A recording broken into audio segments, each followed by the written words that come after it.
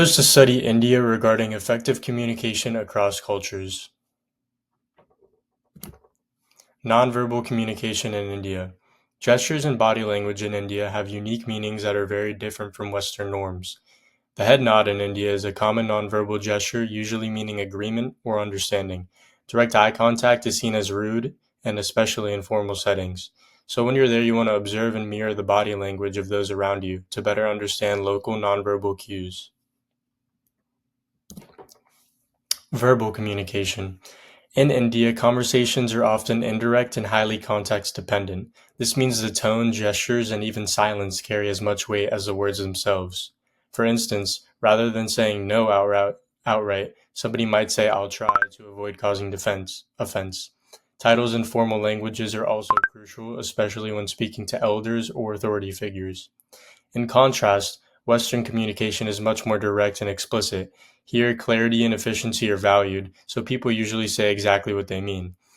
Conversations in professional settings often feel informal, and agreements and debates are more openly embraced as normal to solve problems.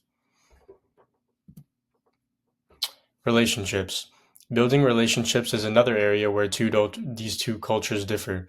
In India, personal connections are at the heart of almost every interaction. Trust is built over time, and decisions often involve family or community input. This focus on relationship means that small talk and getting to know each other are not as are not just polite gestures; they're essential. In Western cultures, interactions are typically more task-oriented. The focus is on achieving goals quickly and efficiently, with less emphasis on personal bonding. Professional relationships often remain confined to the workspace and are less likely to overlap with personal lives. Language differences and translation.